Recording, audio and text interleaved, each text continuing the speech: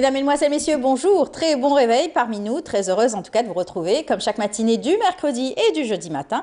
Nous sommes donc le mercredi 28 novembre. Nous aurons le plaisir de retrouver dans un tout petit moment les rubriques habituelles et surtout retrouver deux duplex ce matin dans Bonjour d'Algérie. Nous aurons le plaisir de retrouver Nejma Hersh en direct du Palais des Nations pour une rencontre particulière aujourd'hui. Gouvernement Wali, ça se passe au niveau des Palais des Nations. Tout à l'heure, donc Nejma sera en direct, bien sûr, pour nous donner toutes les informations concernant ces deux journées, en tout cas aujourd'hui plus particulièrement. Et puis on aura aussi Iman Mahrougaras tout à l'heure à travers donc son duplex d'Oran, en direct d'Oran. Elle nous parlera d'un fascicule de la santé, donc tout autour donc de la santé. Ça sera la thématique d'aujourd'hui avec Iman. Et puis on aura deux plateaux, deux invités, un hommage, surtout au un grand monsieur de la linguistique berbère. Il s'agit de Mohamed Akli Haddadou. Il viendra donc notre invité viendra lui rendre hommage. Il s'agit de Boudjemaha Aziri, directeur de l'enseignement et de la recherche au HCA. Il viendra nous parler de cette personnalité qui nous a quittés lundi dernier. On essaiera en tout cas de lui rendre hommage dans Bonjour d'Algérie puisqu'il a été maintes fois invité dans notre émission. On a dû aussi parler avec lui de différentes thématiques autour donc de la berbérité et surtout de la linguistique. Et nous aurons aussi à rendre hommage aussi à Yazid Ait Hamadouj à travers encore une fois ce rendez-vous qu'il avait initié lui-même le 1er décembre. Chaque 1er décembre, il a toujours donné rendez-vous aux artistes, mais pas que, à toutes les personnes sensibles à cette journée donc, de lutte contre le sida. L'opération Aliet Felied qui revient chaque année. Cette année, ça sera donc le 30 novembre, à la veille bien sûr, du 1er décembre. Et ça sera donc au niveau de l'esplanade de Riyad el-Fath. Pour nous en parler, nous aurons le plaisir de recevoir Jamal Sanhadri, le sous-directeur de la programmation de la chaîne 3, pour nous parler donc de cette belle initiative. Voilà, c'est tout le programme qu'on a choisi pour vous. J'espère que vous allez passer un très bon moment en notre compagnie. Et puis comme veut la tradition, on commence par la météo tout de suite, présentée par Mina Abed ce matin. Suivez l'air du temps avec Mobilis. Bonjour Mina. Bonjour. Comment ça va? Ça va. Parfait. Il fait beau, c'est tout tranquille en ce moment. C'est tranquille. On est passé par la vague de froid, mais aussi le vent surtout. Oui, beaucoup de vent, exactement. Ça s'est calmé? Le vent un petit peu, ça reste toujours un petit peu à l'est. On vous écoute. Le retour des pluies vendredi. Très bien. Voilà. On sera à la maison. Donc ça va. Tant mieux. On vous écoute. Merci beaucoup mesdames, mesdemoiselles, messieurs, bonjour et très bon réveil en cette début de matinée. On montrera un petit peu de brume, notamment sur la Saoura, un ciel dégagé tout au long de cette journée, sur l'ouest, le centre, un ciel plutôt voilé sur la partie est ainsi que vers l'extrême sud. Un ciel dégagé, beaucoup de soleil sur le Sahara central ou encore le Sahara oriental.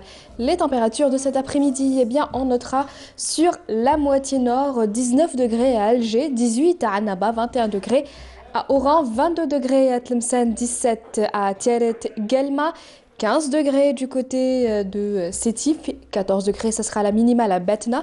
Sur la partie sud, on notera 21 degrés à Ghardaya, 20 degrés à Béchar, 23 degrés à Tindouf, à Darar, 24 à Ain Salah et enfin 33 degrés, ce sera la maximale pour l'extrême sud.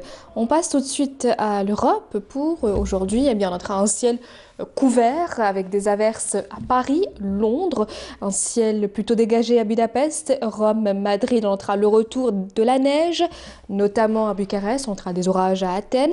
Côté Mercure, on relèvera 13 degrés à Londres, 12 à Paris, 14 à Bordeaux, 13 degrés à Marseille, 4 seulement à Berne, 2 degrés à Berlin, 4 à Budapest et enfin moins 2 degrés à Varsovie.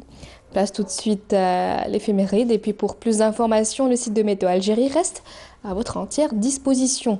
Très bonne matinée et à tout à l'heure midi.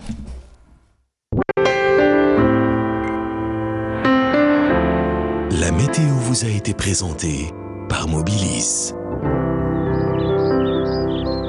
Voilà, merci beaucoup Mina. Merci à vous. À tout à l'heure, midi et 19h. Bonne journée. Bonne journée. Voilà, on va aller vous emmener tout de suite en direct du Palais des Nations pour retrouver notre collègue Nejma Hersh pour l'invité de la matinale. Aujourd'hui, un programme bien spécial, Gouvernement Wali. C'est à vous Nejma. Bonjour et bonjour à vos invités.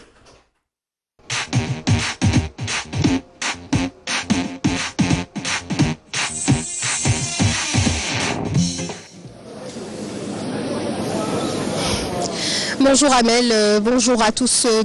Nous sommes dans la salle plénière au Palais des Nations où doit commencer dans quelques instants la rencontre Wali-gouvernement. Cette rencontre, il s'agit d'un rendez-vous de consultation centrale et locale par excellence au service des collectivités locales. Il s'agit d'un événement qui s'inscrit dans le cadre de la politique et de la stratégie du président de la République Abdelaziz Bouteflika en vue de concrétiser une culture de concertation des idées, de coordination et de suivi entre les membres du gouvernement et les Wali, tout en impliquant bon nombre de partenaires sociaux et économiques. Cette rencontre Wali-gouvernement est aussi l'expression de l'attention de l'État dans l'implication de toutes les parties prenantes en vue de concrétiser l'approche économique et sociale inscrite dans le cadre du développement local. Pour ce qui est du programme de cette journée, dans quelques instants, il y aura l'ouverture officielle de la cérémonie. Elle sera suivie par la lecture du message du président de la République Abdelaziz Bouteflika, suivie de l'allocution du ministre de l'Intérieur, des collectivités locales et de l'aménagement du territoire, Nordine Bedoui. Par la suite, il y aura diffusion d'un film documentaire sur les rencontres Wali-gouvernement précédentes. Et par la suite vont intervenir plusieurs ministres et membres du gouvernement. Et dans l'après-midi, il y aura plusieurs ateliers et débats qui seront animés par les participants. Voilà, c'était là le programme de la journée. Alors, mon invité est en direct avec moi. Je rappelle que nous sommes à la salle plénière où les travaux vont commencer d'un moment à l'autre. Mon invité, monsieur Mohamed Salamani, voilà. Mohamed Salamani, Wali de la wilaya de Boumerdès. Le micro, s'il vous plaît, monsieur. Cette rencontre, la gouvernance décentralisée, c'est le thème de cette rencontre qui revêt un caractère plus important. L'enjeu étant de libérer les gestionnaires locaux afin d'entreprendre et créer de la richesse localement, c'est-à-dire ne plus compter sur le budget de l'État. Qu'attendez-vous de cette journée? Qu'est-ce que vous comptez proposer surtout, monsieur? Cette rencontre Wali-gouvernement décidée par son Excellence le Président de la République, ça fait plusieurs années. C'est une étape importante pour débattre, pour exposer les problèmes liés à la bonne gestion au niveau des collectivités locales, exposer les problèmes rencontrés par les administrations, par la collectivité locale en matière de gestion, de développement et pour notamment améliorer et essayer de trouver les bonnes réponses avec les différents départements ministériels. Monsieur Salamana, ce n'est pas la première fois que l'on parle de cette décentralisation. Les pouvoirs publics ont maintes fois assigné aux Walis de prendre des initiatives afin de trouver d'autres sources de financement, notamment après l'effondrement des cours du pétrole. Concrètement et sur le terrain, qu'est-ce qui empêche les Walis d'entreprendre cette voie, monsieur? Cette rencontre va débattre plusieurs thèmes. Et le thème le plus important aujourd'hui, c'est la décentralisation des actes de gestion. C'est-à-dire, pour définir la décentralisation, c'est un processus d'aménagement qui consiste à donner ou bien à transférer les compétences, les attributions, les missions propres à l'État vers la collectivité locale. Elle a sûrement beaucoup de faveurs pour essayer de maîtriser la gestion. Deuxièmement, pour plus d'efficacité. Troisièmement, c'est plus de transparence. Et c'est pour économiser le temps, les efforts et pour aussi satisfaire les demandes des citoyens sur place. Monsieur, certains opérateurs économiques parlent de décalage entre politique centrale et politique locale. Selon vous, à quoi est dû ce gap? Justement, c'est dû à la centralisation des actes de gestion au niveau d'Alger. C'est la raison par laquelle Monsieur le Président de la République a décidé pour décentraliser presque tous les actes de gestion au niveau local. C'est-à-dire, c'est de gérer les affaires publiques au niveau local, plus de prérogatives peut-être. Plus de prérogatives, de missions et de compétences au niveau local et de régler surtout aussi la décentralisation a pour objectif la rapidité dans le traitement, dans la gestion et l'exécution des décisions qui seront prises au niveau local. D'accord. Alors quelles sont les entraves que vous rencontrez sur le terrain, surtout du point de vue législatif et réglementaire? C'est la raison pour laquelle cette décentralisation va entraîner aussi la modification de plusieurs lois qui sont prises au niveau de l'APN pour donner plus de prérogatives à l'administration locale. Très bien. Alors monsieur, comment vous expliquez que certaines wilayas arrivent quand même à lancer des projets de développement, à séduire des investisseurs, à créer des zones d'activité, bref, à créer leurs propres fonds, alors que d'autres wilayas n'arrivent pas à décoller? À votre avis, pourquoi ce déséquilibre? Il y a beaucoup de facteurs qui empêchent de gérer au mieux et bien l'investissement au niveau local. C'est dû presque à plusieurs facteurs, notamment la non-disponibilité et la rareté du foncier industriel au niveau de quelques communes du territoire algérien. Monsieur Louali, la dépénalisation effective de l'acte de gestion serait-elle un souci pour vous et pour les gestionnaires en général? La décentralisation plus les plusieurs amendements du Code des marchés a donné ou bien ont donné des fruits sur la bonne gestion et la transparence et la formation des élus et des cadres locaux vont certainement maîtriser et plus de souplesse dans la gestion des affaires locales et publiques. Et pensez-vous que l'Algérie de 2019 verra des walis s'ériger au rang de manager? Oui. Et sûr, et c'est l'option de Monsieur le Président de la République, le gouvernement et notamment notre ministre de l'Intérieur, des collectivités locales et de l'aménagement du territoire. Donc, Monsieur Louali, vous êtes à la tête de la wilaya de Boumerdès depuis quelques temps. C'est votre 4e wilaya, c'est oui, ça? Oui. Donc, la wilaya de Boumerdès qui se trouve à moins d'une centaine de kilomètres d'Alger. Dites-nous, monsieur, quels sont les points forts et faibles de votre wilaya?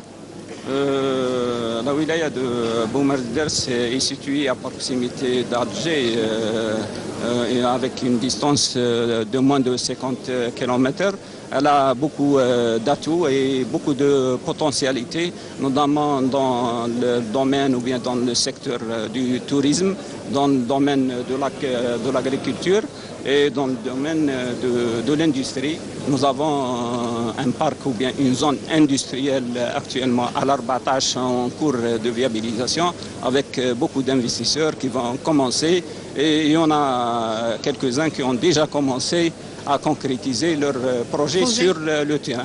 Est-ce qu'il est prévu une extension de zones industrielles ou zones d'activité pour amplifier l'activité industrielle? Les études sont en cours à travers toutes les communes de la wilaya pour essayer de trouver de l'assiette foncière pour créer et faire de l'extension des zones industrielles ou bien des zones d'activité. Et qu'en est-il des traitements de dossiers? Certains opérateurs économiques se plaignent des lenteurs administratives, Monsieur Louali, pour concrétiser leurs projets.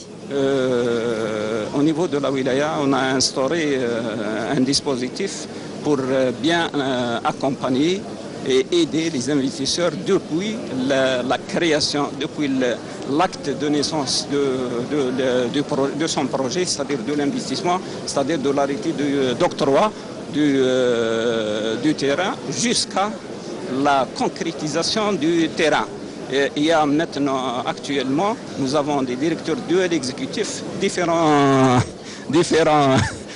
départements ministériels qui s'occupent et qui sont chargés du suivi en même titre que les investissements publics. Donc,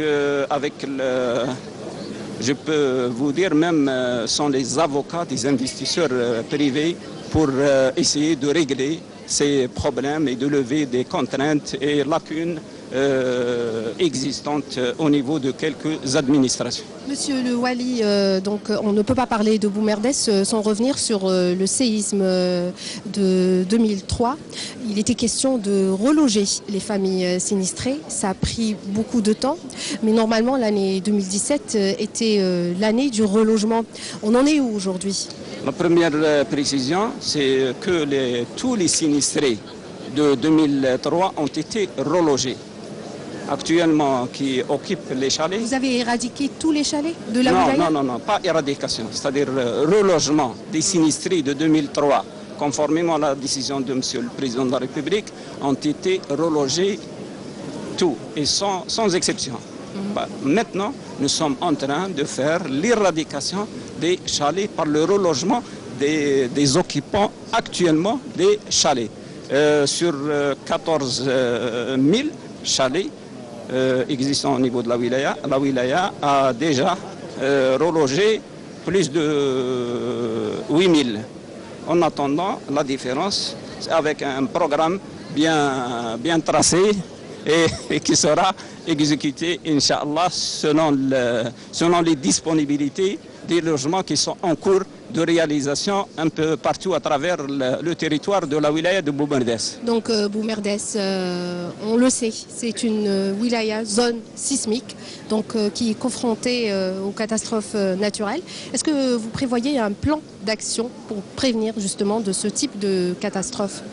Oui, un dispositif spécial a été mis depuis le séisme de 2003 par les pouvoirs publics et qui est actuellement concrétisé et suivi de très près par les pouvoirs publics. Je vais vous reposer la question. Tout à l'heure, on a dit quels sont les points faibles et forts de votre wilaya. Vous avez cité que le positif. Que le positif.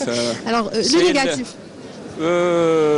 C'est une wilaya qui a connu le séisme et qui a connu aussi le terrorisme. Beaucoup. Donc l'attention des pouvoirs publics a été vraiment attirée et l'État a mis le paquet pour redresser la situation au niveau de la wilaya et avec des programmes spéciaux au niveau, surtout la partie est de la wilaya. Et le dernier programme était sur le FCCL qui a été décidé par M. le ministre de l'Intérieur, des collectivités locales et de l'aménagement du territoire lors de sa visite officielle à la wilaya le mois d'avril 2017. Très bien, monsieur. Une seule université pour la wilaya de Boumerdès. Vous en dites quoi? Il y a l'université, il y a aussi les instituts. Les instituts. Et les écoles. Mais ce n'est pas suffisant au nombre des étudiants, des bacheliers au niveau de la wilaya de Boumerdès. Des projets? Oui, il y a des projets et on a les pouvoirs publics ou bien l'État a décidé dernièrement le dégel de quelques opérations concernant l'enseignement supérieur. Surtout pour les places pédagogiques. Très bien. Une dernière question, Monsieur Le Wali. Donc, décentralisation de décisions, entrepreneuriat.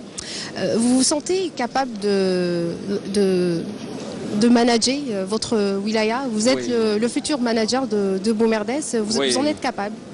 Tous les moyens sont mis à la disposition des Wali pour être vraiment un bon gestionnaire, un gestionnaire qui vise et qui a une vision futuriste pour la prise en charge efficace de tous les problèmes des citoyens, et notamment le contact direct, le dialogue et la participation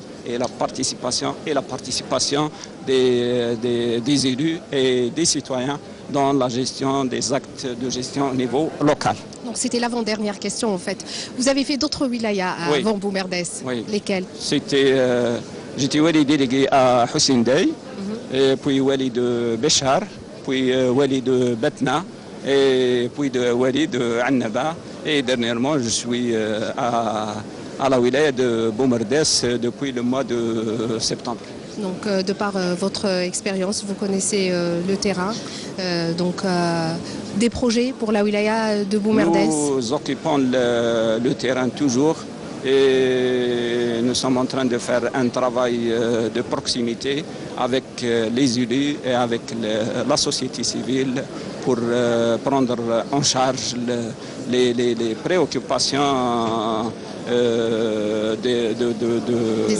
des habitants, bien dire la population de Boumerdès, et aussi de faire une feuille de route, un plan d'action pour l'avenir, pour la maîtrise de la gestion et la transparence la plus totale. Et pour cette rencontre, vous comptez animer un atelier? Vous allez faire des propositions?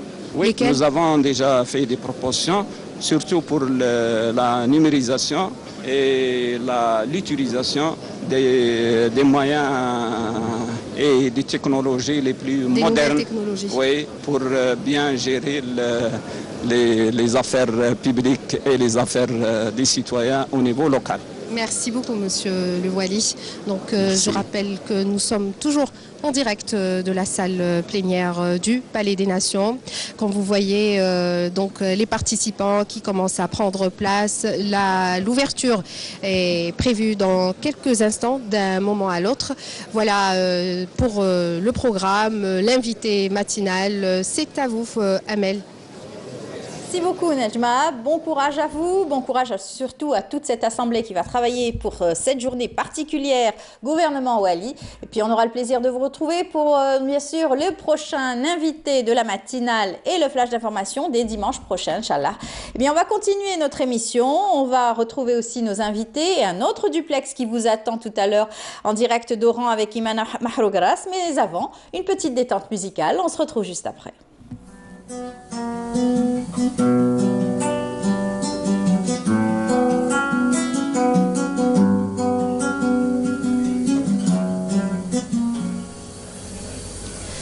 حرمت بالواسي أميرة الريان حرمت بالنعاسي أميرة الريان وبحت بك ناسي وسرت لك غلام وسال دمعي كاسي عشت بلا طعام الوحش دار عليا وبعد عني المسار الوحش دار عليا وبعد عني المسار حين تصفر العشية نتفكر الديار حين تصفر العشية نتوحش المسرات نتوحش الحبايب خوفي من الرقيب نتوحش الحبايب خوفي من الرقيب ويمسق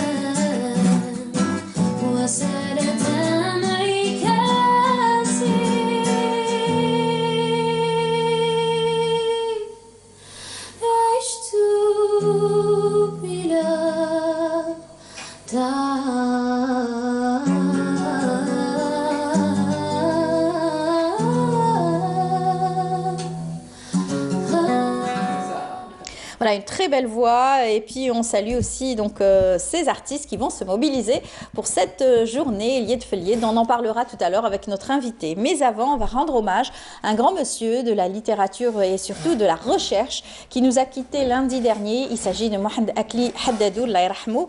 Eh bien, pour nous en parler, nous avons un ami, un chercheur lui aussi, qui l'a beaucoup côtoyé, qui l'a connu, Boudjma Aziri. Bonjour.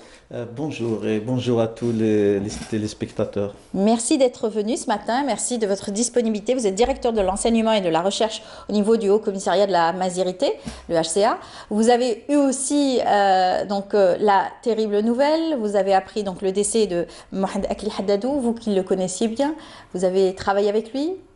Effectivement, c'était triste quand même la disparition de Mohamed Akli, Allah yarhamou, surtout en cette période où la Mazirité a tant besoin de lui. Et effectivement, moi j'ai fait quand même un chemin avec lui.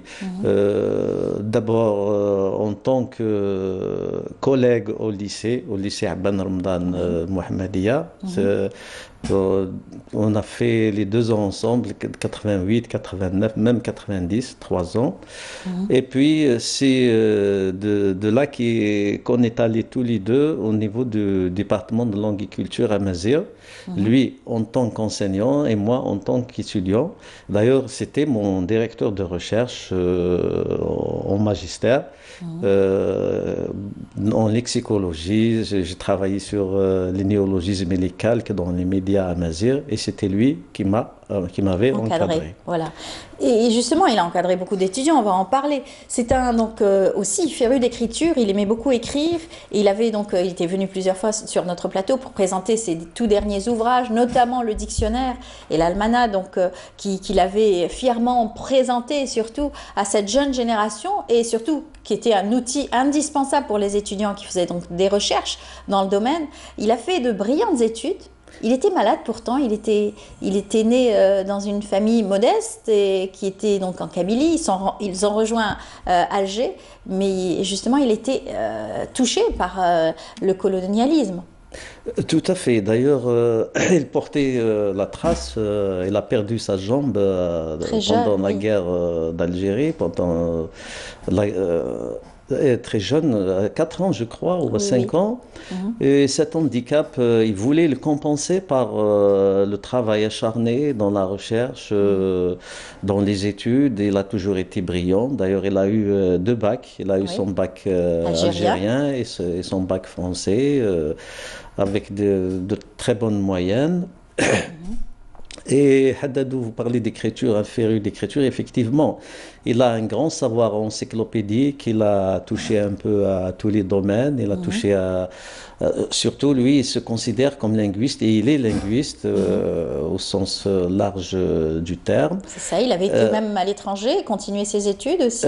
Tout à fait, il a fait d'ailleurs son premier diplôme post-graduant, c'est un doctorat 3e cycle qu'il a fait en France, je crois que c'est à Aix-en-Provence, si j'ai bonne mémoire. Bon, c'était en 85 déjà, avec Salem Chaker, qui était celui qui l'avait dirigé. C'était le plus brillant berbérisant à l'époque.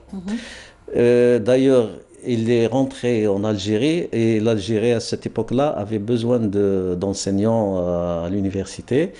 Et il m'a raconté qu'il est allé à l'université d'Alger pour travailler, pour enseigner.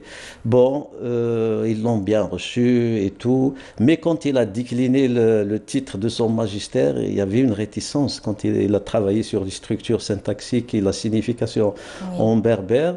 Tamazir, à l'époque, c'était pas en odeur de sainteté de travailler dans la mazirité. Eh bien, l'autre, celui qui l'a reçu, il a changé d'attitude.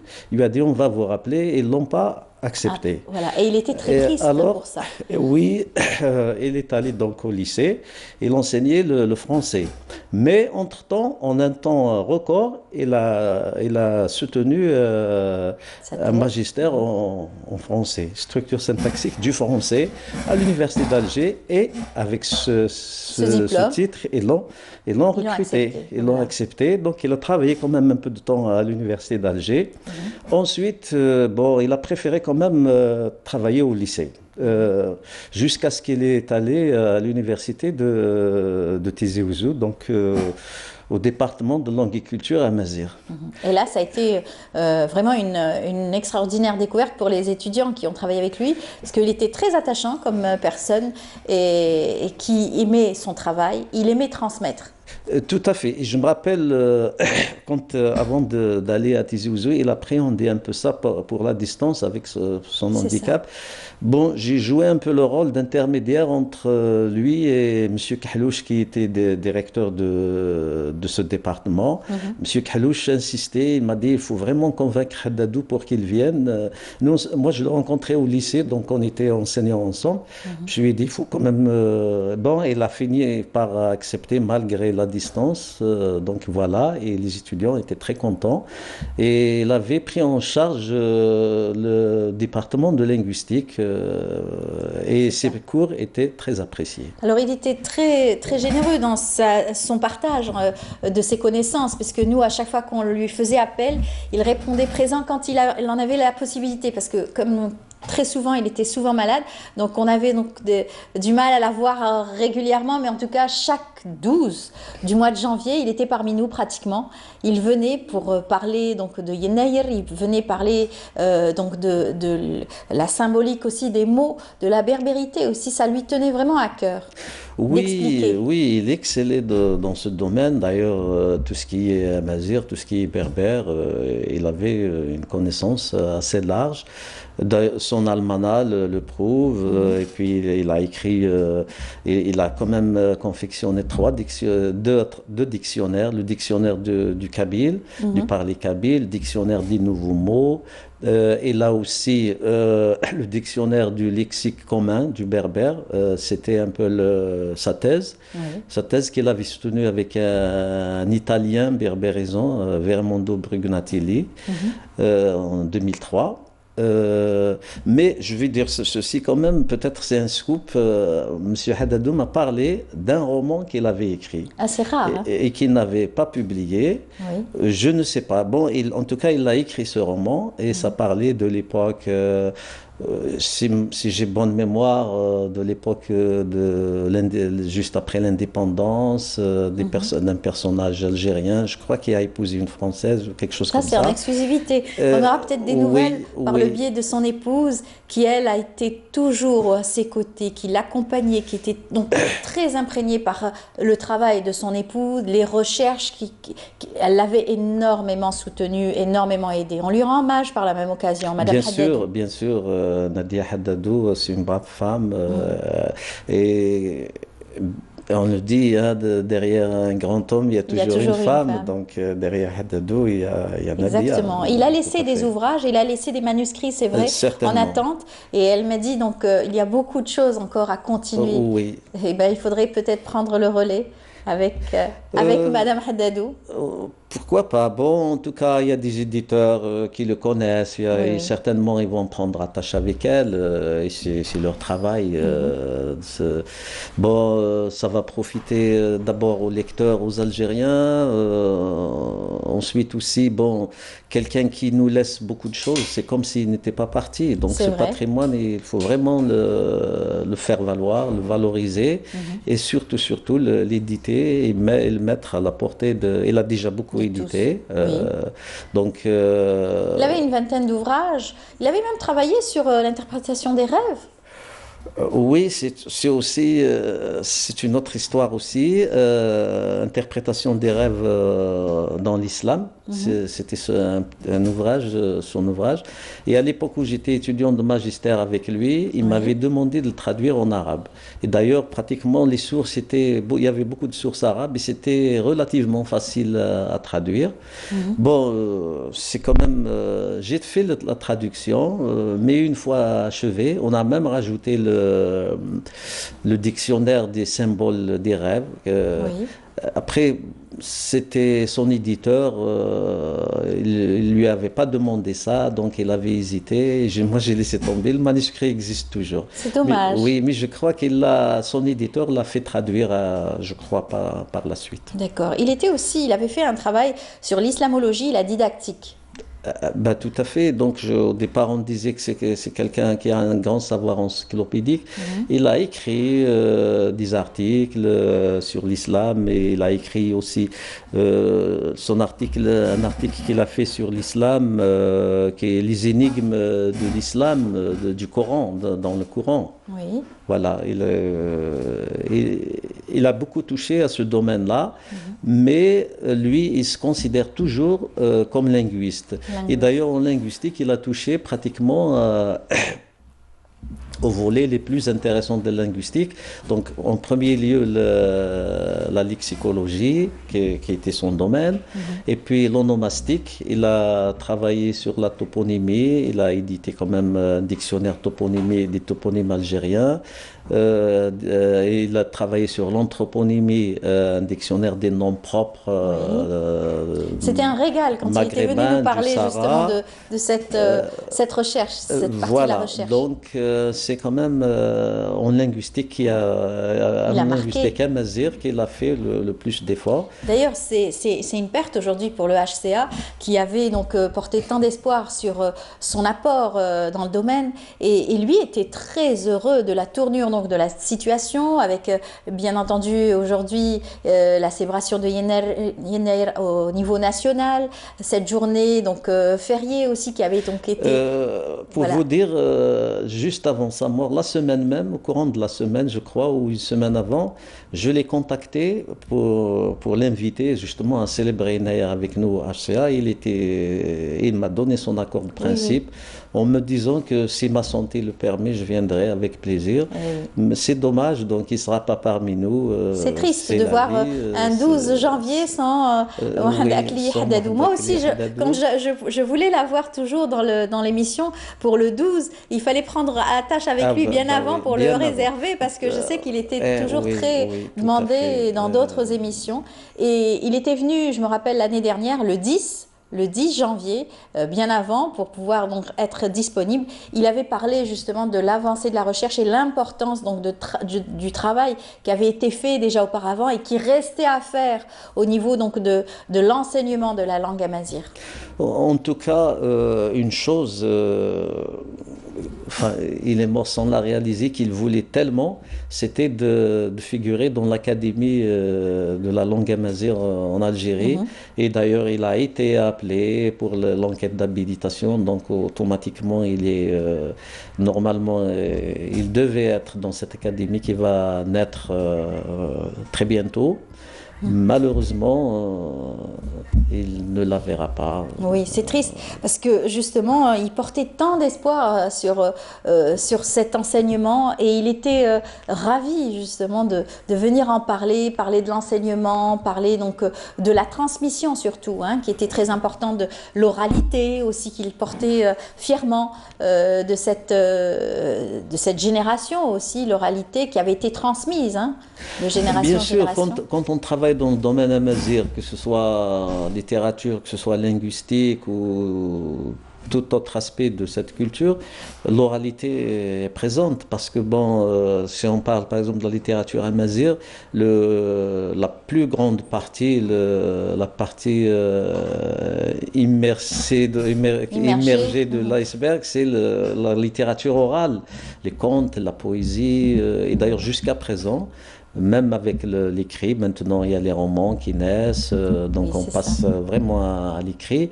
C'est toujours l'inspiration, la source d'inspiration, c'est toujours l'oralité. On revient toujours aux vieux qui racontent. On revient toujours à la mémoire des anciens qui retient un peu ce patrimoine. Eh bien, on va revoir donc un extrait. Nous l'avions reçu.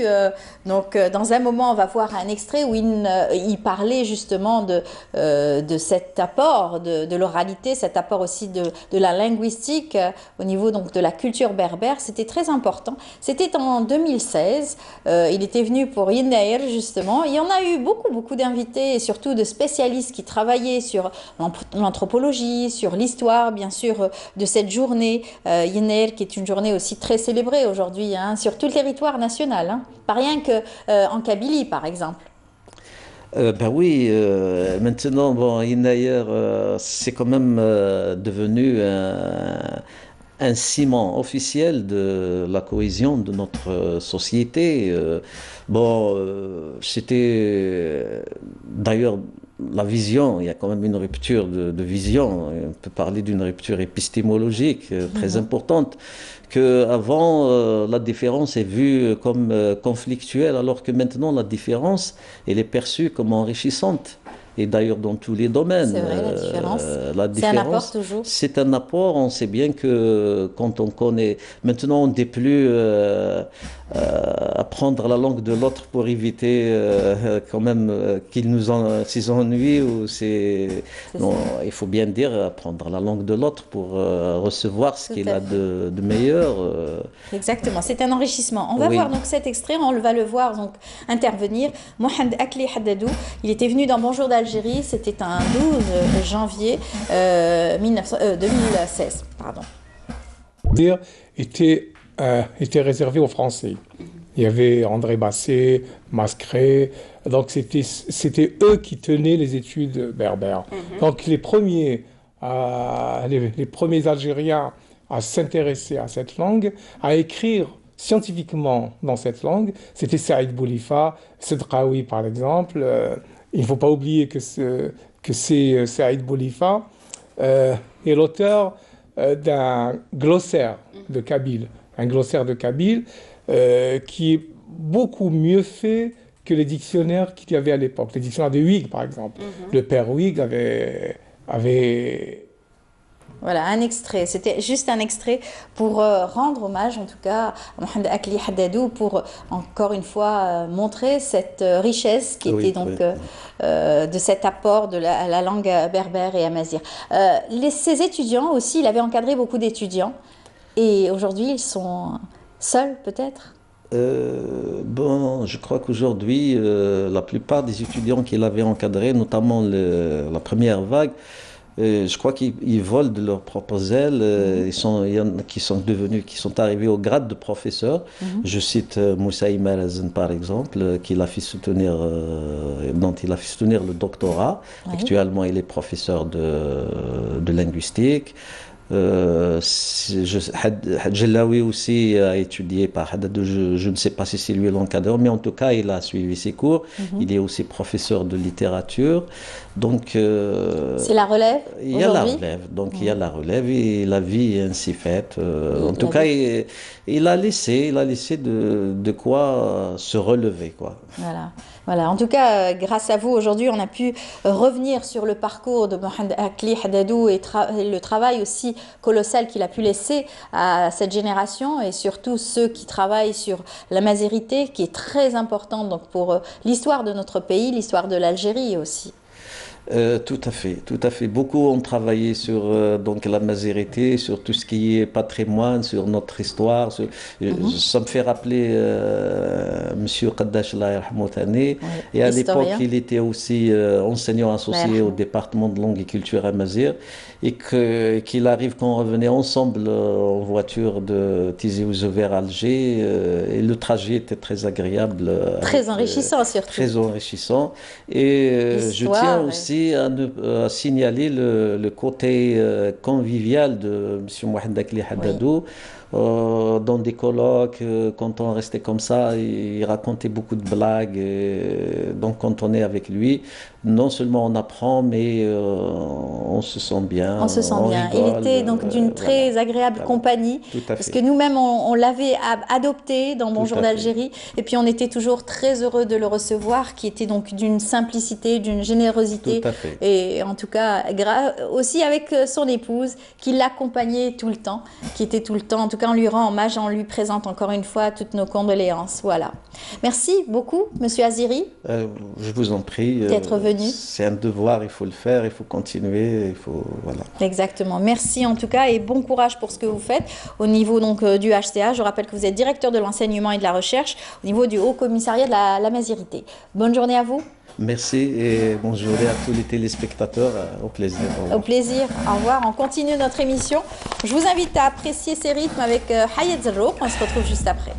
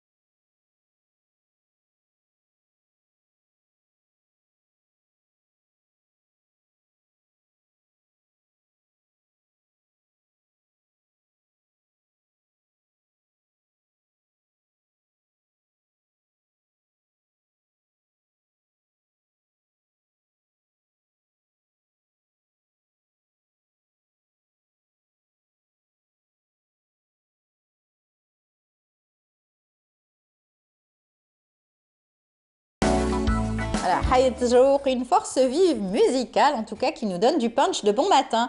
Eh bien, nous allons parler de cette belle opération initiée par la chaîne 3, l'opération Eliet Feliet, qui est à sa 9e édition. On le rappelle pas assez, mais en tout cas, avec nous, monsieur Jamal Sahn Hadri, bonjour. Bonjour. Bienvenue parmi nous. Merci de me. Voilà, vous êtes le sous-directeur de la programmation de la chaîne 3. Voilà, c'est cela, la production. Et vous êtes tout fier aujourd'hui de parler de cette 9e édition, puisque déjà, il y a quelques années, ça a été initié, l'idée est venue par la chaîne 3, vos collègues de la chaîne 3. Vous aviez confié cela à Yazid Aït Hamadouche, c'est dur de dire Yazid Aït Hamadouche. Oui, il nous a quittés cet été, et c'était lui qui était la cheville ouvrière, l'architecte même de cette opération il y a de cela déjà 9 ans. Et donc, bon, voilà, il faut toujours continuer, la vie continue, le show must go on, dirait l'autre. Effectivement, donc, et à sa mémoire, cette année, bon, l'opération a fédéré encore plus de monde, encore plus d'associations, encore plus de wilaya.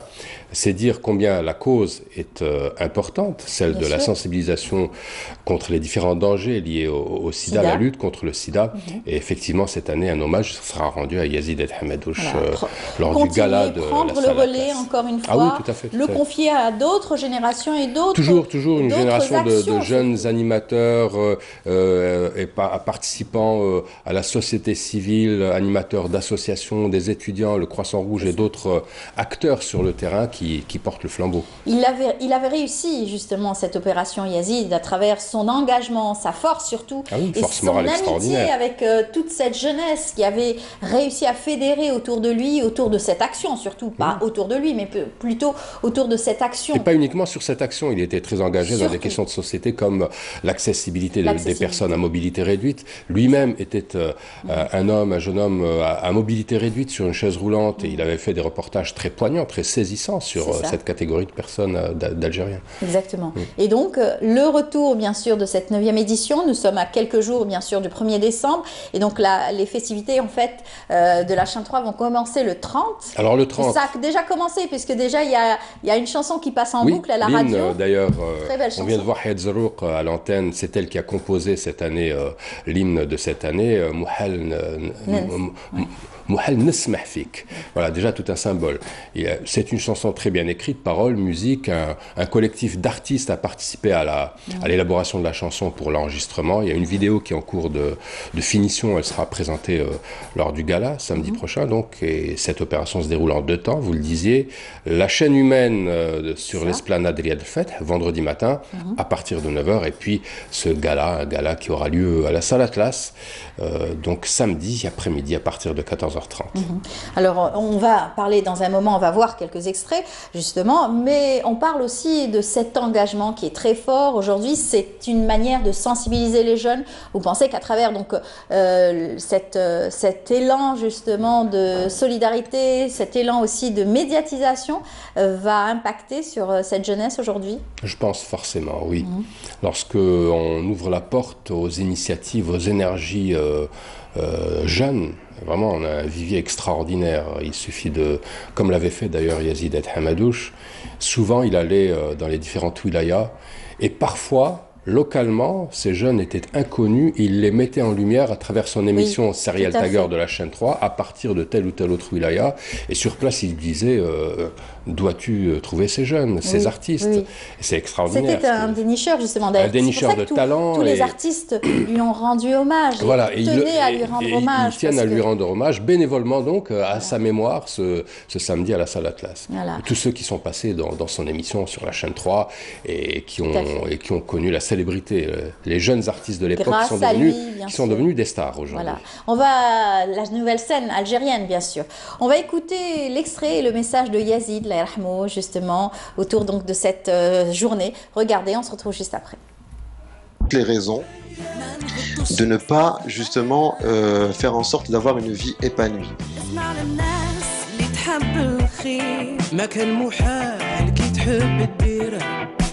Pour certains, le handicap rime avec la fin d'une vie. Pour ma part, ça a été au contraire le début de ma vie.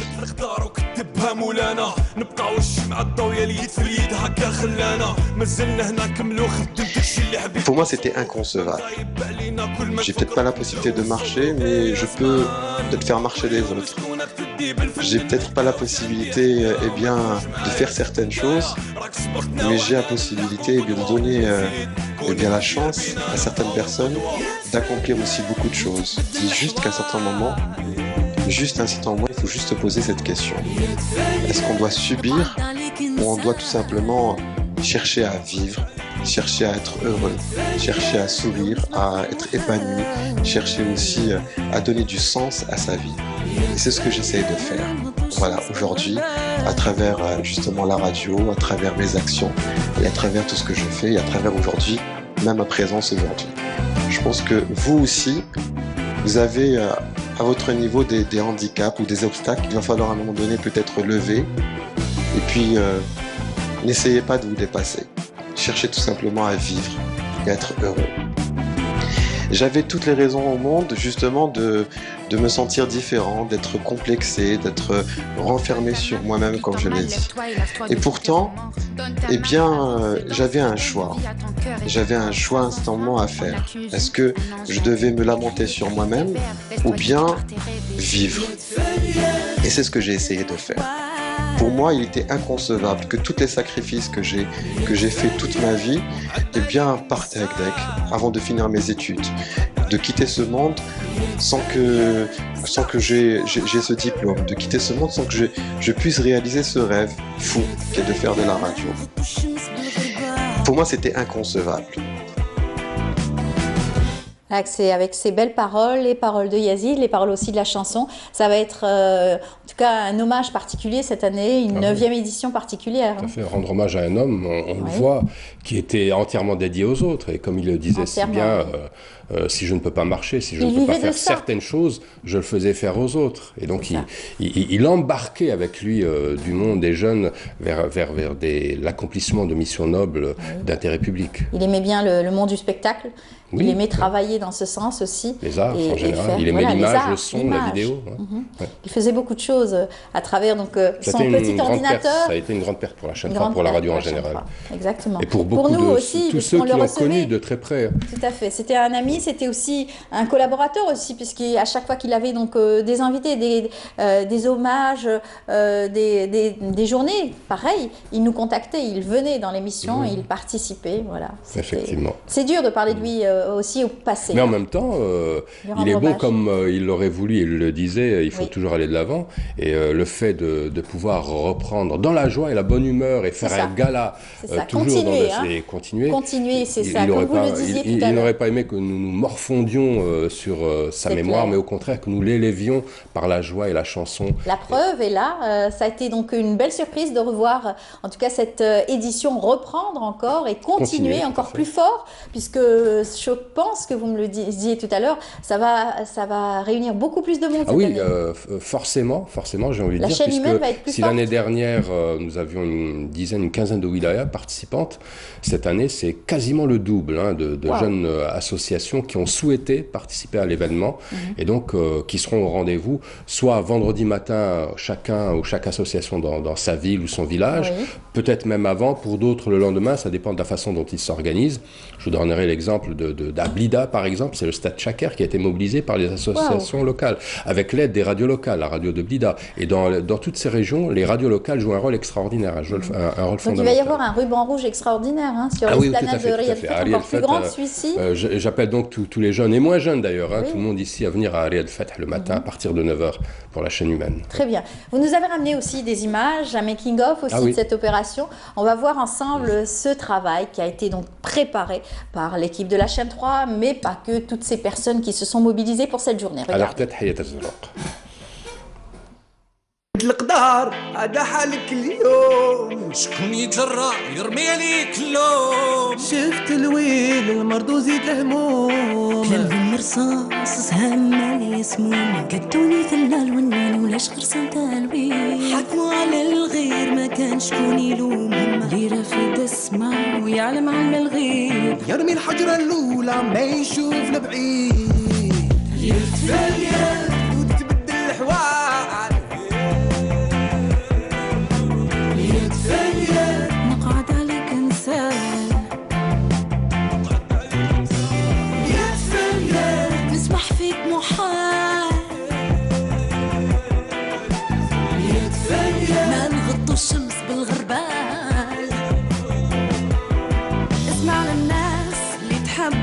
الخير ما كان محال كي تحب تديره اليد في اليد تضخم ولا بعيد شوفوا كرسيك واش دار يزيد الحق الأجل حكمت القدار وكتبها مولانا نبقاو الشمعة الضوية اليد في اليد هكا خلانا مازلنا هنا كملو خدمتك شي اللي حبيت توصلو ما مغايب علينا كل ما نفكروك ندعو ونصلو ايه يا زمان كل يوم شكونك تدي بالفنان ما تلقاوش عندي حد.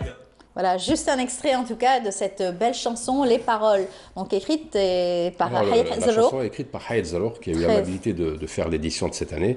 Et donc elle a fédéré elle également des tas d'artistes autour d'elle pour enregistrer cette chanson. Le clip est en préparation, il sera présenté donc samedi à la salle Atlas à Bab Loued. En tout cas des paroles très poignantes et qui parlent un petit peu de cet engagement pour la cause et dans la joie bien toujours, sûr, et dans la joie, ne pas oublier le travail de Yazid tout en lui rendant hommage bien entendu. Alors, comment va s'articuler cette journée du 1er janvier aussi? Du 1er décembre, donc 1er décembre, pardon. C'est normal, on peut s'en mêler les pinceaux sur les dates. Alors le 30 novembre, Ariel Feth et le 1er décembre, on sera en direct sur les ondes de la chaîne 3 et sur les ondes également de Gilles FM pour le gala. Et puis vendredi matin, un direct, un duplex entre les studios de la chaîne 3 et Ariel Feth, en contact également avec les différentes wilayas qui sont concernées, les différents mouvements associatifs, associations d'étudiants ou de jeunes qui organisent localement ces chaînes humaines. Et tout cela n'aurait pas pu avoir lieu si on n'avait pas été épaulé par des organismes publics algériens ou multilatérales comme les agences onusiennes. Oui, bien sûr. J'aimerais louer toujours la présence permanente, bien sûr, depuis le début d'ONUSIDA et des autres agences connexes. Également des acteurs culturels algériens comme l'ONDA et l'ONCI, ils ont été extraordinaires. Riel Feth également. L'ONDA qui a eu un apport cette année encore plus poussé, plus soutenu, en hommage également à Yazid El Hamadouche pour favoriser ces jeunes qui sont là et qui vont se produire gracieusement. Pour certains, d'autres musiciens ont besoin d'un cachet, c'est normal. Et c'est l'ONDA qui prend en charge, et l'ONDA qui prend en charge également un certain nombre de visuels, comme certains CD avec l'ONCI également. L'IA de Fête qui nous offre gracieusement l'esplanade pour organiser la chaîne humaine. Et bien sûr l'ONCI, l'Office national de la culture et de l'information, qui également a répondu présent en nous offrant gracieusement la salle Atlas à Bab de samedi après-midi. Exactement. C'est en tout cas. Alors, et la protection civile, j'oublie, la protection civile, ils sont silencieux, mais ils sont toujours présents sur le terrain, là où on va, là où on les appelle, sans qu'on les appelle d'ailleurs, ils sont toujours présents. Ouais. En tout cas, une belle journée qui vous attend. Civile, le Croissant Rouge algérien, bien beaucoup sûr. aussi. Voilà, toutes ces parties qui travaillent avec nous quotidiennement pour à chaque fois nous accompagner et accompagner ces causes, accompagner aussi le travail, bien sûr, de la télévision et de la radio algérienne pour parfaire en tout cas leur programme. Merci beaucoup, Jamal. Je vous remercie de mettre en lumière cet événement chaque année, ainsi que tous les autres événements de la chaîne 3. C'est gentil, merci à vous aussi de nous permettre aussi de le faire, en étant toujours disponible et toujours être là à nous aider à trouver aussi nos invités pour en parler. Merci beaucoup, Jamal Sanhadri. À très bientôt, bon courage pour cette journée, ces 2 journées surtout. Et puis on y reviendra aussi le jour J avec nos équipes de tournage pour voir de plus près toute cette foule venue en masse pour cette journée de lutte contre le sida. Bien sûr, on va aller, comme je l'ai annoncé en tout début d'émission, nous avons un autre duplex, celui-ci en direct d'Oran. On retrouve Iman Mahrougaras pour justement parler santé ce matin. Bonjour Iman et bonjour à vos invités. Bonjour Emel, bonjour à nos chers amis téléspectateurs qui nous suivent chaque matinée, bien en compagnie au Bonjour d'Algérie, la matinale qui les accompagne 7 jours sur 7. Et bien aujourd'hui d'Oran, bien sûr, et je partage le plateau avec un jeune médecin. Alors il vient avec 2 casquettes, il en a beaucoup, mais aujourd'hui avec 2 casquettes. Alors la première, c'est le président du club scientifique des médecins algériens et bien sûr auteur du guide des médicaments en Algérie et aussi il est médecin en réanimation pédiatrique à l'hôpital de Canastel. Bonjour. Bonjour. Merci d'avoir accepté notre invitation. Je vous en prie et merci encore une fois pour cette invitation sur le plateau de Bonjour d'Algérie. J'espère que vous n'êtes plus stressé. Non, ça va. Ça va? Ça va très bien. Très bien, très bien. Alors, bien sûr, vous êtes venu avec plusieurs casquettes, mais on va commencer avec la casquette qui est la plus importante. D'ailleurs, vous nous avez souligné ça en hors caméra. Alors, qu'est-ce que le club scientifique des médecins algériens? Oui, le club scientifique des médecins algériens, ou CSMA, c'est le fruit de l'union et travail sincère et actif des jeunes médecins, en réalité, des jeunes médecins et des jeunes étudiants en médecine. Le club scientifique des médecins algériens a été créé en 2016, a pour objectif de développer la médecine, développer le médecin algérien et travailler pour l'humanité. Voilà, dans notre projet, on a deux volets principaux. Bon, le premier volet, qui est le volet scientifique. Avant de passer au projet, Oui. alors depuis quand il existe le club des médecins, des scientifiques Depuis 2016. Club scientifique des médecins algériens. Voilà. Oui. C'est depuis 2016. Ah, c'est récent quand même. Oui, c'est récent. D'où est-ce que est venue l'idée de créer un club scientifique des médecins algériens? Pourquoi vous avez créé ce club déjà? Oui, bon, l'idée est partagée. L'idée est partagée entre des jeunes médecins qui ont envie de développer la médecine en Algérie, qui ont envie de changer l'image du médecin algérien et surtout de revaloriser le médecin algérien.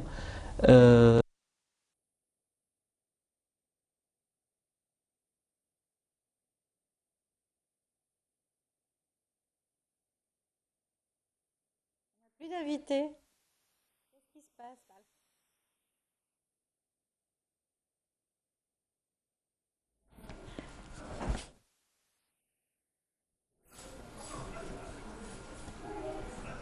Qu'est-ce que je dis? Voilà, un petit problème technique. On va vous retrouver, Iman, dans un tout petit moment. J'espère que donc la liaison va être reprise. Mais avant, je vous invite en tout cas à suivre une chanson. On y va?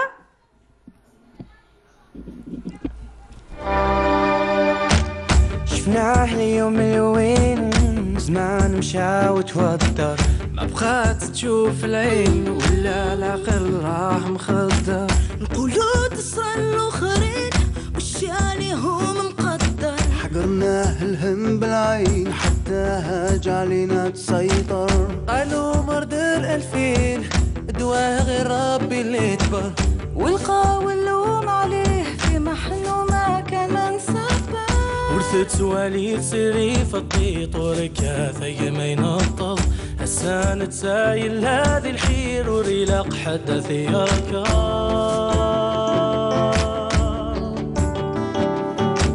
يا ناسنا يا سامعين اليد في اليد والصاف متين يا ناسنا يا سامعين كلنا خواف قوموا في الحين يا ناسنا يا سامعين بصرنا لرب العالمين يا ناس. Vous faites la formation des formateurs, voilà, et des qui ont un rôle de former les secouristes. Des secouristes. Les secouristes, on travaille généralement en collaboration avec des associations, les quartiers défavorisés, les universités, les écoles, parce qu'entre médecins, je connais très bien la valeur et l'intérêt d'avoir un secouriste bien formé sur le lieu des accidents comme premier maillon de la chaîne du survie. Mais est-ce qu'on n'est pas obligé d'être médecin pour suivre cette formation de secouriste? C'est-à-dire, moi je ne suis pas médecin, est-ce que je peux venir vers le club scientifique des médecins algériens, m'inscrire afin de suivre une formation en secouriste, puisque vous, en tant que médecin, d'ailleurs, vous m'aviez dit que c'est très important d'avoir au moins un secouriste à la maison. Exactement. Le projet a un objectif, c'est un projet national qui a un objectif, je dis bien à long terme. À long terme, c'est d'avoir un secouriste par famille ou bien par maison algérienne. Et on ne doit pas être médecin pour être secouriste. Oui. D'ailleurs, le programme est destiné à la population générale. D'ailleurs, on a un exemple vivant chez nous, oui. Ici même au studio, puisque notre jeune caméraman qui est juste en face de moi, c'est Fariha Abdelaziz qui, lui, il a suivi justement cette formation de secouriste. Ça veut dire qu'on est bien protégé ici. Hein. Oui, ça va, voilà. même si on a un malaise, on a un secouriste avec nous. Exactement, exactement. Et on a aussi d'autres projets. Bon, je vais rester dans le projet de secourisme parce que l'objectif principal du médecin, c'est quoi? C'est de sauver une vie. وفي الآية الكريمة بسم الله الرحمن الرحيم من قتل نفسا بغير نفس أو فساد في الأرض فكأنما قتل الناس جميعا ومن أحياها فكأنما أحيا الناس جميعا. Alors le but, c'est de sauver une vie. Le but, c'est INAH, c'est réanimation. C'est réanimation. Voilà, le projet s'appelle INAH, c'est réanimation. J'ai entendu parler de ce projet, d'ailleurs où il est vraiment, c'est SDH qui a pris en charge beaucoup plus et qui s'implique dans INAH. Oui, Parce que j'ai SDH fait partie des, on va dire, des associations qui ont collaboré, bien sûr, avec le club scientifique des médecins, parce que le club scientifique des médecins algériens a lancé ce projet et il travaille avec des associations. Et SDH, SDH c'est Acid El Houari.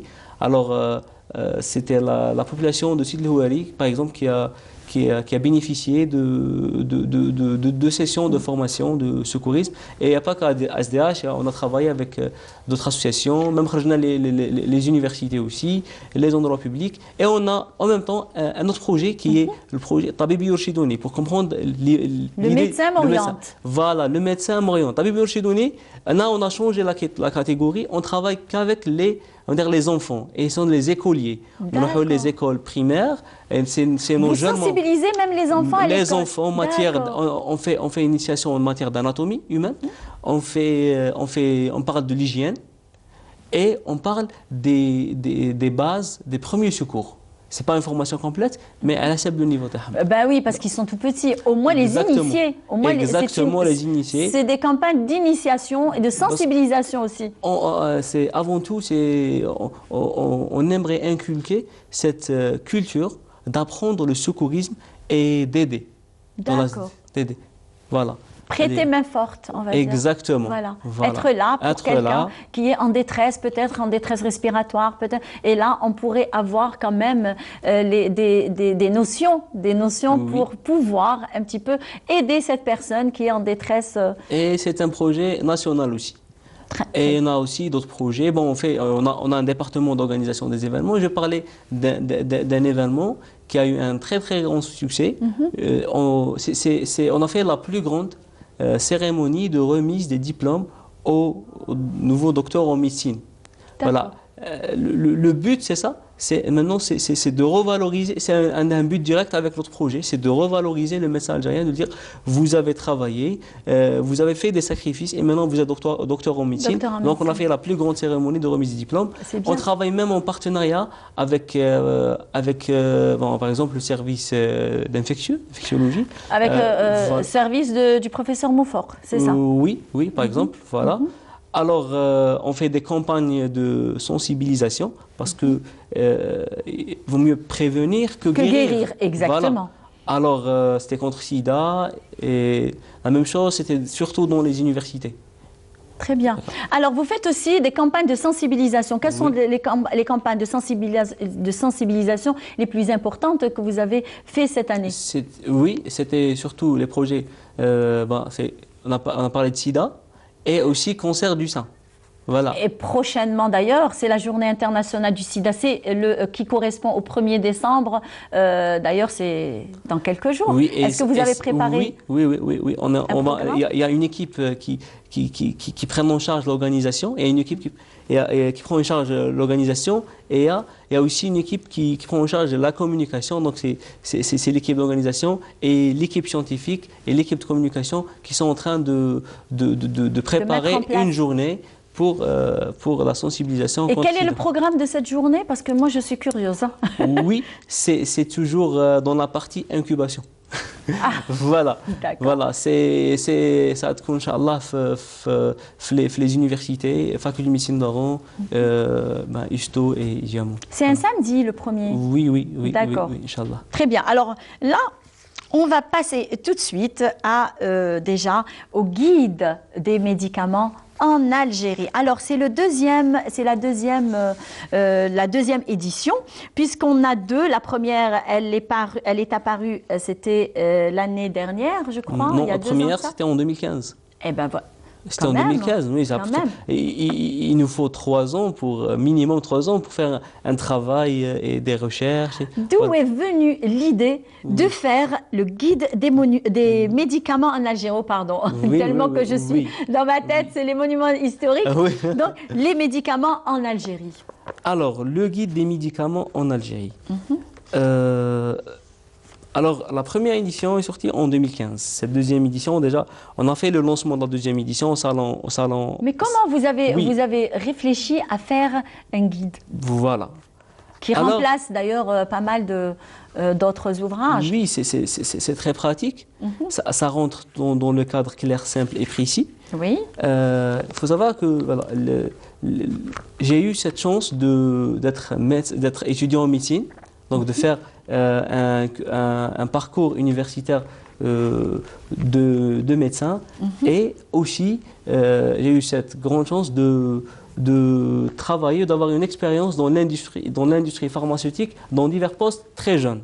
Ça veut dire, en quelque sorte, qu'on a les deux casquettes. La casquette du futur médecin et la casquette dans l'industrie pharmaceutique. Et l'idée d'être quand j'étais en première et en deuxième année de médecine, vu qu'il y a un vide à combler. Exactement. Voilà. Le vide quand la classification thérapeutique des médicaments. شفت باللي ما كايناش une source ou là une référence 100% algérienne. Voilà. Alors j'ai travaillé et j'ai fait des recherches jour après jour. Ça vous a pris combien de temps de faire ces recherches et de faire tout un travail de fond d'ailleurs pour faire un guide des médicaments en Algérie?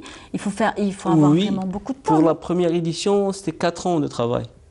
Déjà pour penser, parce qu'à la base, écrire, on faisait partie de mes journées, mais écrire dans quelque chose d'académique, de médical,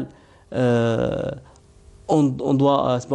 D'ailleurs, le guide des médicaments en Algérie, c'est le fruit de nombreuses années de recherche et d'expérience dans la médecine, la pharmacie, le médicament et l'officine. Alors, minimum, ça m'a pris minimum 4 ans. Et alhamdoulilah, j'ai pu lancer la première édition. Voilà, l'utilité de la première édition, le guide des médicaments en Algérie, mais la réussite avec le grand succès, c'est le grand succès de la première édition qui m'a encouragé pour faire plus, d'ajouter de nouveaux chapitres, de développer la première édition et de faire sortir une deuxième édition. En 2018. Je suis en train de feuilleter un petit peu le guide des médicaments en Algérie, la première édition. Non, je suis tombée là, les essences aux huiles essentielles aussi, les extraits, les gélules, c'est que vous donnez même des explications on doit et parler, des détails. déjà, on doit parler, le premier chapitre, c'est le chapitre médicaments. Il faut comprendre à la base c'est quoi un médicament. Voilà, qu'est-ce qu'un médicament, qu'est-ce qu'une gélule, qu'est-ce qu'un comprimé, de quoi il est constitué. Et après, on parle un peu d'industrie pharmaceutique. C'est quoi la différence entre telle ou telle molécule, une décisive et un générique, un non commercial, c'est quoi? Et après, on trouve la classification des médicaments. Et ce qui est nouveau, c'est des chapitres, c'est par spécialité. Alors, justement, je suis en train de voir, d'ailleurs, je suis tombée tout de suite sur pneumologie, théophiline tout de suite, alors les corticoïdes inhalés aussi. Donc, est-ce que... Et là, il y a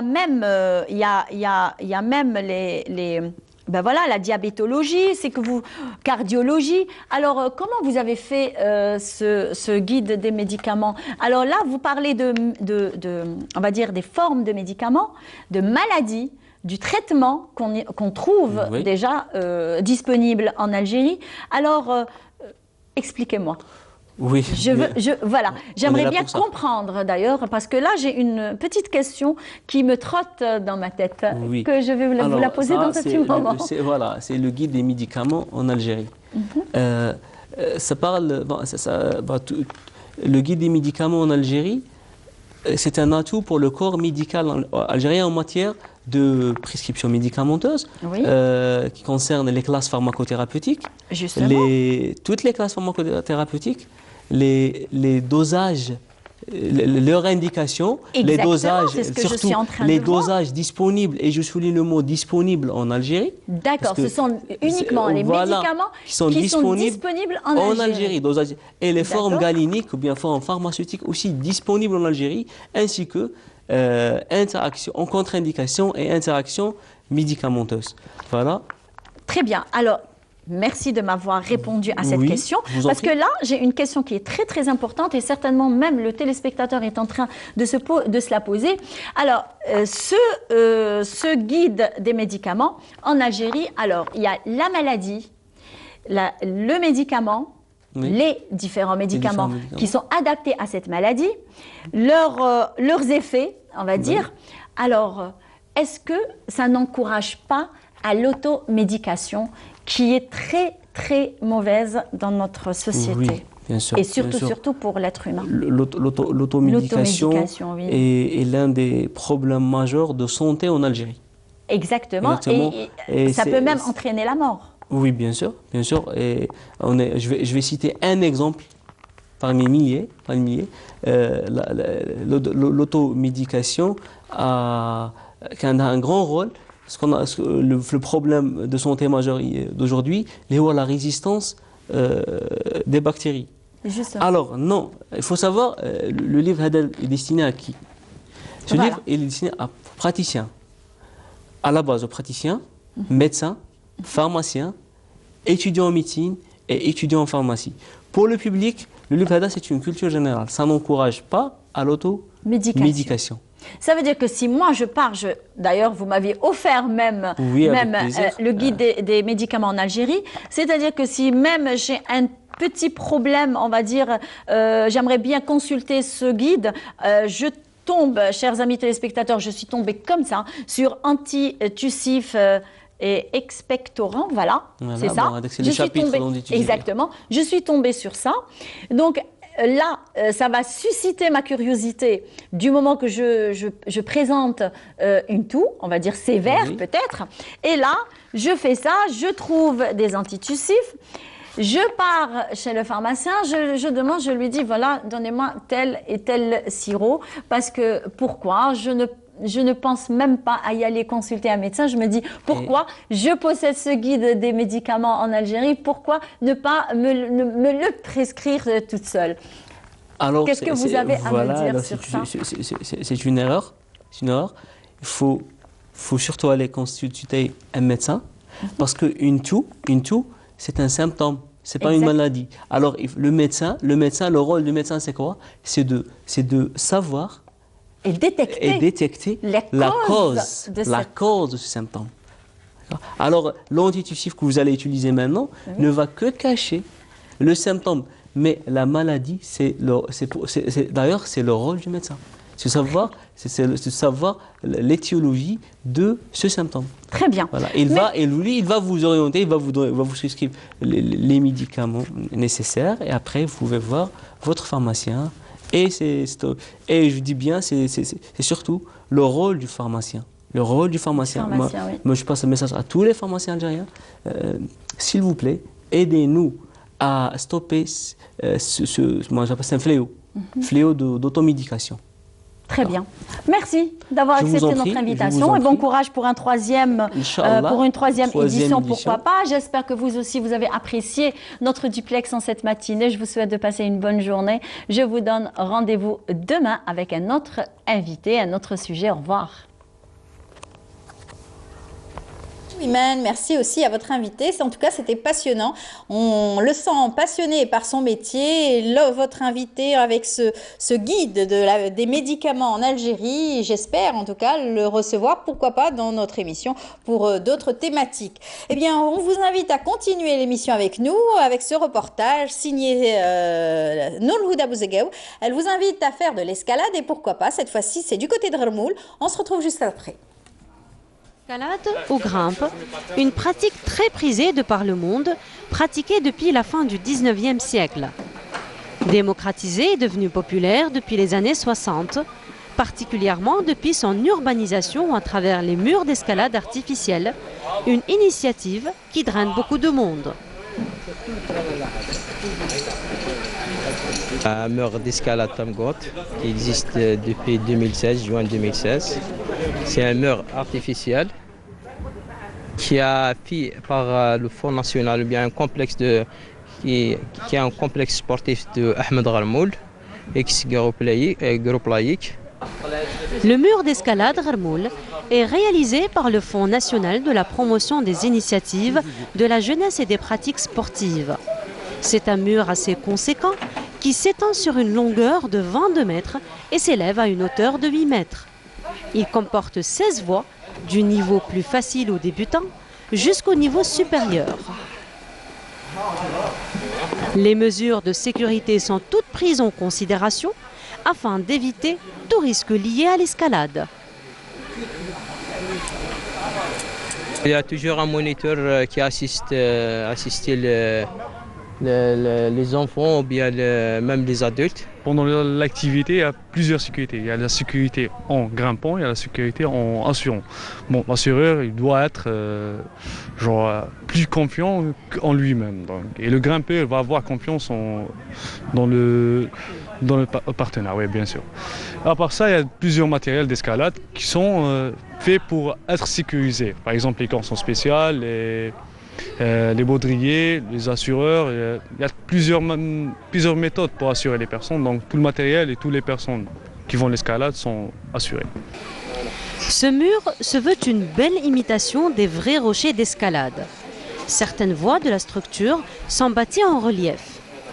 Yacine, venu de France pour passer des vacances, est agréablement surpris de voir le prolongement de sa passion ici même à Alger. On a d'ailleurs profité de ses petits conseils. Ça me fait vachement plaisir. Non.